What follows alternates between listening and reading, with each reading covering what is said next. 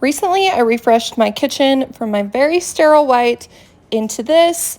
Yes, it's a very subtle change, but I do love how it warmed up my home a little bit. And in this video, I'm going to show you how I painted those cabinets in case you would like to do something similar.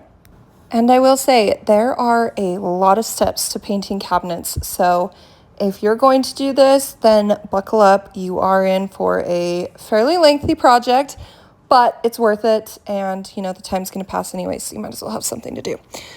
First step is going to be obviously removing your cabinet doors. You do not want to paint them while they're on. That would turn out terrible. So anyways, as you're removing them, then remove the hardware as well. And I took a little plastic baggie and I labeled each of them so that that hardware is able to go back on every single door that it came from. And I replaced my handles, so something you could do as well. And then I took them outside to use a grease cutter on the cabinets. You'll be shocked at how disgusting they get over time. So yeah, you're gonna want a true heavy duty grease cleaner. I try to avoid chemicals generally, but in this situation, I needed them. Which is also why I did this outside, so none of the fumes stayed in my home. Once I had done the grease cutter and cleaned all of the cabinets, then I went through with a wet cloth, wiped them all down, and then your next step is going to be to start sanding them. And you don't have to sand the paint off or anything. What you're trying to do with this step is essentially rough up the surface so that your primer has something to latch onto. So I don't even remember which grit of sandpaper paper I used. It wasn't very intense because I wasn't trying to completely remove the paint. I'm just trying to rough up the surface. And then once I had that done, then I went through with the tack cloth and wiped down all of those so that you don't have any remaining dust or particles on the board. And then it is time to start your priming. This is the primer that I used, and it was based off of another video that I watched of a professional painter and what primer they recommended, and I think it did a great job. So anyways, now you're going to start one of many steps of painting.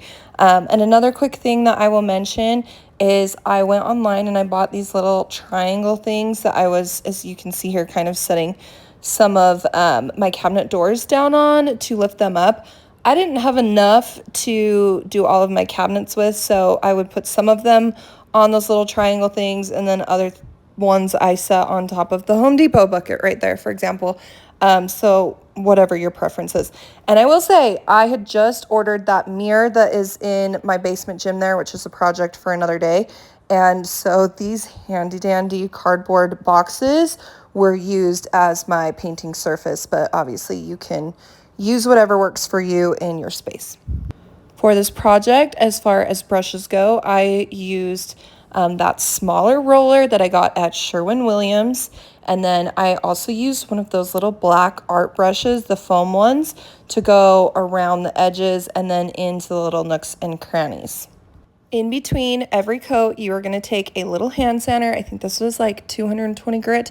And again, you're not trying to remove anything. You're just trying to rough up the surface a tiny bit, remove any like texture inconsistencies, not paint or primer, and then wipe it down with the tack cloth so it removes any particles. So you're going to do one coat of primer and 2 coats of paint with the sanding and cleaning it off with the tack cloth in between each of those. So it does become kind of time consuming by the time you're done. And I have to give a little shout out to my project buddy.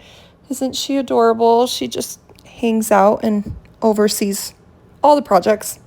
Okay, so as if it's not enough to have to do so many coats on the actual cabinet doors, then you're gonna have to do the exact same thing with the freestanding cabinets.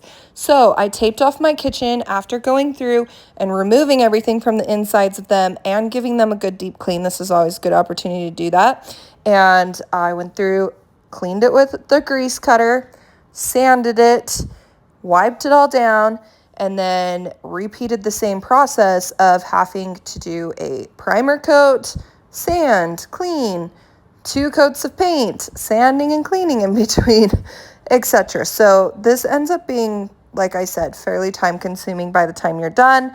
And one thing I will also mention that you should think about is if you're doing this in your kitchen, then you're having to remove all of your dishes. So I did mine in phases. I did my top set of cabinets here, as you can see, left everything in the bottom.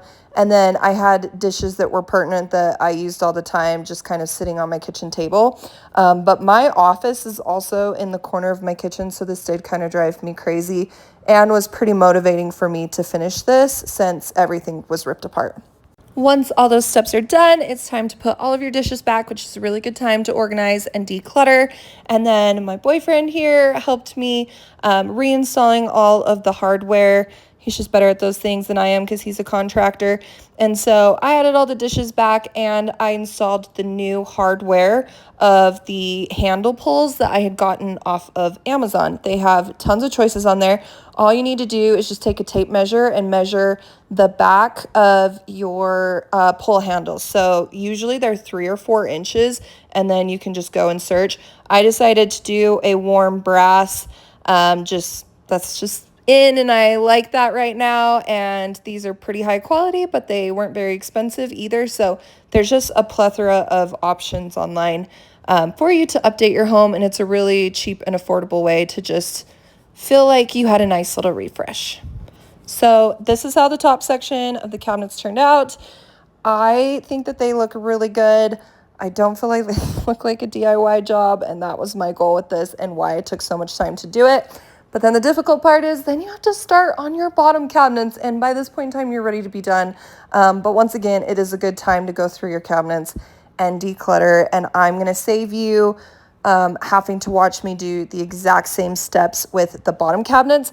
But I do want to pause and talk about my kitchen island really quick.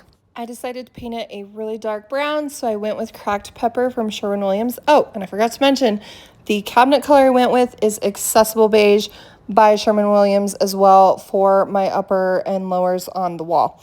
But I'm going to do a whole video on this island project as an how-to because I made a lot of mistakes. But I did learn a lot and I could save you a lot of time. I love, though, how the island kind of became the centerpiece of the room with it being the really dark color. And it just brought some texture and dimension into my house instead of the really sterile white on white on white kitchen that I had beforehand. So if you are thinking of upgrading or refreshing your kitchen, you are very capable of doing it yourself, and it can make a huge difference in your home. Just know it's going to take a little bit of time.